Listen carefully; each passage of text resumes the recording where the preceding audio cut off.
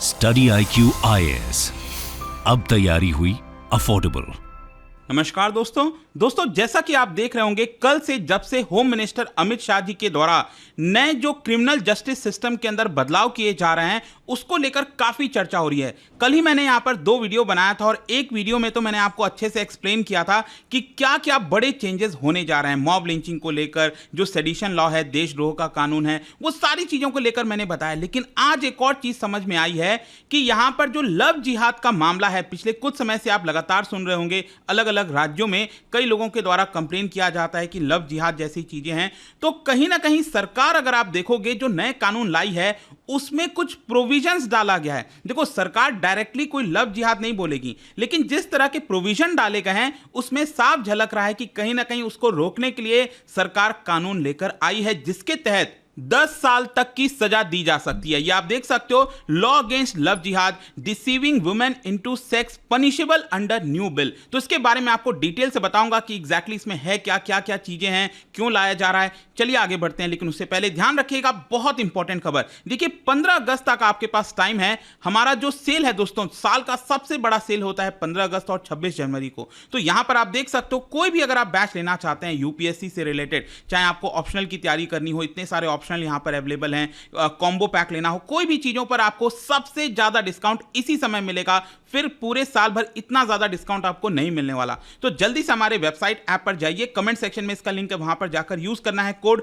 अंकित live. इस code इस्तेमाल करने से आप ये ऑफर को अवेल कर पाएंगे। और इसके अलावा अगर आप एमसीक्यूज अटेम्प्ट करना चाहते हैं तो मेरे इंस्टा पेज पर जा सकते हैं, वहां पर स्टोरीज में जितने भी एमसीक्यूज हैं उसको आप अटेम्प्ट कर सकते हैं। चलिए शुरुआत करते हैं, और उससे पहले यहां पर समझने की जरूरत है कि एग्जैक्टली हुआ क्या है। देखिए, जैसा कि मैं आपको कह रहा था कि गवर्नमेंट जो है क्रिमिनल जस्टिस सिस्टम के अंदर हमारे देश में बहुत बड़ा बदलाव कर रही है। और देखिए, जो क्रिमिनल जस्टिस सिस्टम होता है उसमें 3 सबसे इंपॉर्टेंट चीजें हैं। भारत के अंदर अगर आप देखोगे तो एक है सीआरपीसी ऑफ 1973, फिर इसके अलावा इंडियन एविडेंस एक्ट हो गया 1872 का, और 1860 का इंडियन पीनल कोड। ये सारी चीजें बदलकर अलग अलग नाम से यहां पर की जा रही हैं। ये मैंने ऑलरेडी अपने वीडियोस में एक्सप्लेन किया हुआ है। लेकिन यहां पर क्या है कि जो आईपीसी है, इसको बदलाव करके जो भारतीय न्याय संहिता किया जाएगा, ये जो बिल लाया गया है, इसके तहत सरकार ने इसके अंदर, मतलब कि ये जो भारतीय न्याय संहिता है, इसके अंदर सरकार ने ये कहा है, एक प्रपोजल डाला है कि यहां पर जो सेक्सुअल रिलेशन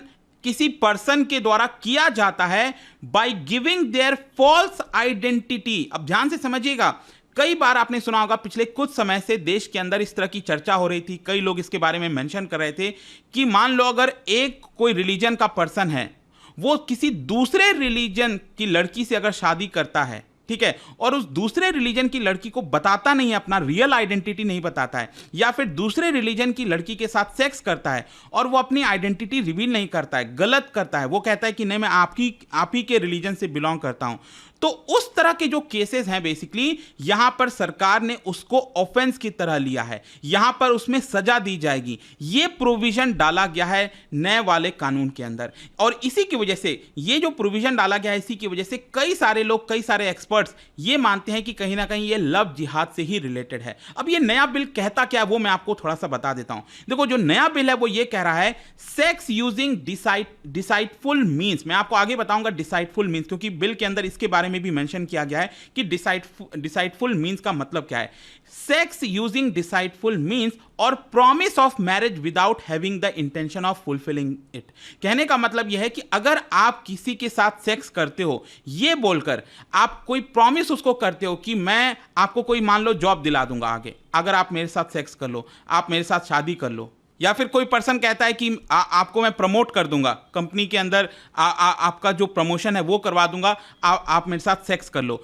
इस तरह की जो चीजें होती हैं ना, फिर इसके साथ साथ यहां पर अगर कोई दूसरे रिलीजन का है और वो यहां पर कहता है कि मैं तो आप ही के रिलीजन से बिलोंग करता हूं, ठीक है, और फिर उस लड़की के साथ सेक्स कर लेता है, तो ये जो चीजें हैं, बेसिकली इसके तहत 10 साल तक का मैक्सिमम पनिशमेंट दिया जा सकता है न्यू क्रिमिनल लॉज में। और एग्जैक्टली बिल के अंदर क्या लिखा गया है ना, ये इन्वर्टेड कॉमा में आप यहां पर देख सकते हो, यहां पर जो है, whoever by deceitful means or making by promise to marry a woman without any intention of fulfilling the same such sexual intercourse not amounting to the offense of rape। अब ध्यान से समझिएगा, अगर यहां पर गलत तरीके से कोई करता है, पर्सन सेक्स करता है किसी लड़की के साथ, ठीक है, उसको रेप नहीं कहा जाएगा, सर यहां पर बिल में साफ साफ मेंशन किया गया है कि उसको हम रेप के अंदर नहीं डालेंगे, ठीक है, क्योंकि रेप एकदम ही अलग चीज हो जाती है यहां पर। लेकिन आपने क्या किया, गलत इंफॉर्मेशन देकर उसके साथ सेक्स किया। तो ये जो चीज है बेसिकली इसमें अंदर बोला गया है कि आपको 10 साल तक की सजा और साथ ही साथ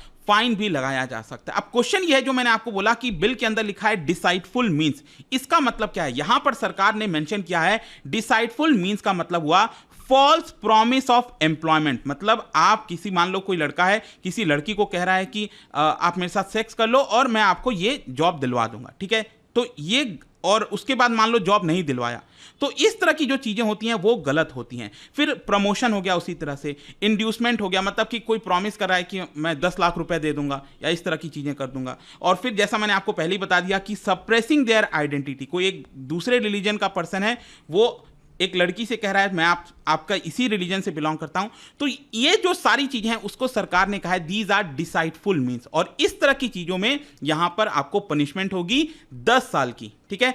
और क्वेश्चन ये है आपके मन में ये भी आ रहा होगा कि क्या इस तरह की चीजें हमारे कानून में अभी तक नहीं थी?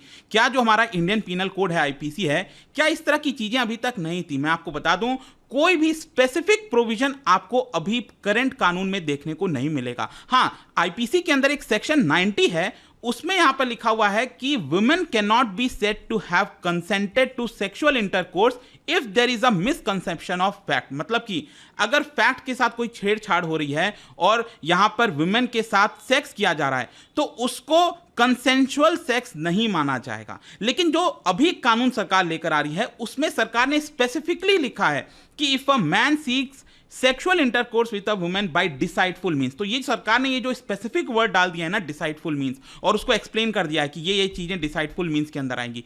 ये अभी तक चीजें नहीं थी, अपने रिलीजन का आइडेंटिटी छुपाना, धर्म क्या है वो नहीं बताना, इस तरह की जो चीजें थी अभी तक हमारे कानून के अंदर नहीं थी। और कहीं ना कहीं इसी चीज को अब डालकर सरकार जो है पनिशमेंट लाना चाहती है, और इसी को लेकर कई सारे एक्सपर्ट्स का मानना है कि ये लव जिहाद से ही रिलेटेड है, क्योंकि कई सारे केसेस पिछले पास्ट में आए हैं, पब्लिक में आए हैं, न्यूज़ में आए हैं, जिसमें आपने देखा होगा कि एक दूसरे धर्म का कोई व्यक्ति किसी दूसरे धर्म की लड़की से शादी कर लेता है और वो अपनी आइडेंटिटी पहले रिवील नहीं करता है, बाद में पता चलता है। तो इस तरह की चीज़ें नहीं होना चाहिए, सप्रेस नहीं करना चाहिए आपको फैक्ट के साथ। तो आई होप कि आपको इसके बारे में समझ में आ गया होगा। देखो, अगर हम इसकी बात कर ही रहे हैं, इसमें एक और जो बहुत इंपॉर्टेंट मुद्दा जो कि अगेन लंबे समय से चलता आ रहा है वो है मैरिटल रेप को लेकर, ठीक है। शादीशुदा अगर कोई पति और पत्नी है, ठीक है, क्या उनके बीच में अगर कोई सेक्स होता है क्या उसको भी रेप के तौर पर देखा जा सकता है? इसको लेकर भी लेट मी टेल यू बहुत लंबे समय से डिबेट चला है। ऑल्दो मैं आपको बता दूं सरकार ने